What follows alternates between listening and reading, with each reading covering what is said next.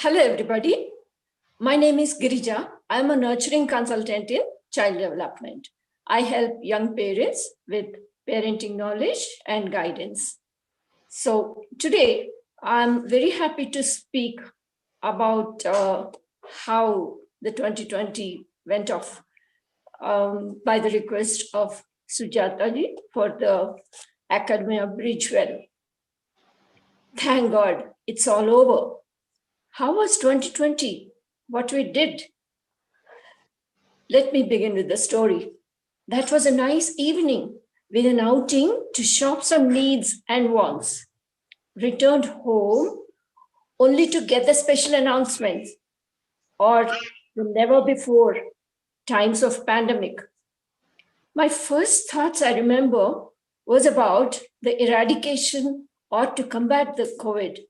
And to my surprise, it's all over. And the year 2020 passed away on a galloping note. The need was met in my own humble way by my online presence whenever needed and whoever needed it.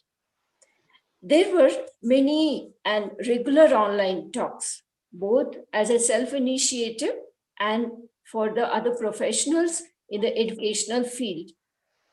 Predominantly, the talks included discussions about the social scenario as an invitee or for an orientation towards online learning. Funcation, fun and education, was indeed a reality where I saw learning and fun on screen with musical antaksharis and sports too. As a nurturing consultant, well, it's a self-provided designation and niche. I tried and helped as a parenting coach mostly because even educationally professional individuals find a need for guidance when it comes to parenting. So the times demanded a double responsibility for the stay-home situations for everybody.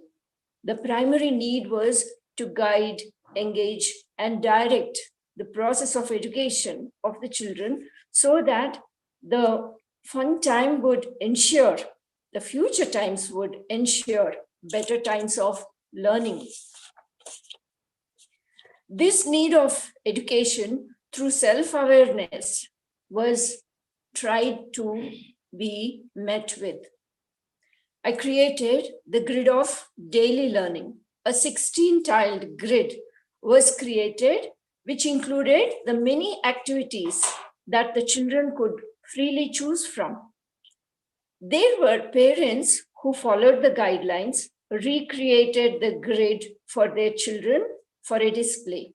The grid of daily learning is an extra textbook or extra syllabus details depicting pictorially, of course, for the convenience of kids as a visual stimuli. And it is very directional. Directional because given the options to choose from, to learn, do on their own, and also to note it on a separate book, week after week, it will be evident where the kids' aptitudes had been. It's like enlightening and an eye-opener for the parents to understand the children's aptitude, which would be their children's strength too in future, as well as the self-awareness for the children. I felt and thought if the grid of daily learning makes a difference even to one family by reducing the supervision stress over children, by nurturing and providing to children's interest, thereby the happiness and gratification of time well spent, I achieved something important and praiseworthy through my thoughts. Then learned and witnessed how technology connects people, trying to meet and cater to the situation by attending the webinars, which was a new concept for me, which I never had experienced before. And so many groups in the educational field such as preschools, educational heads at interstate and national levels.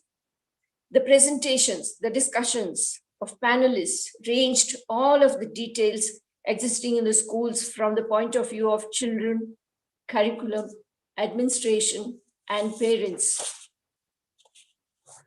Observed in awe how the whole world stood up to the following of the community guidelines in unison, such as enhanced level of hygiene and safe environments.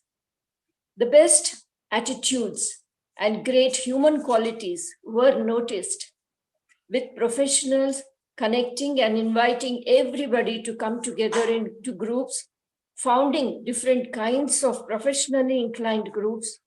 Talks and discussions always resulted with a directional note, guidance, and suggestions over any issue.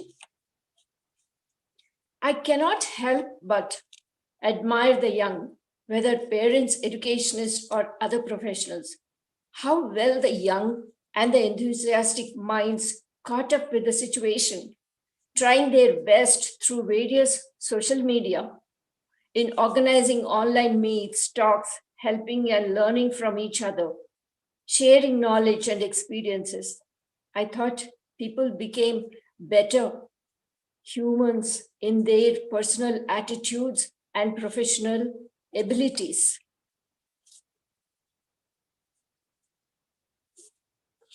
Fitness was the top priority personally. So I reduced eating quantity and increased indoor exercise and keeping the mind active and happy. Being an hexagenarian in 60s, it was very much necessary. As much as possible, we had indoor activities as exercises and tried to keep fit and happy. 2 meals or at times 1 meal a day.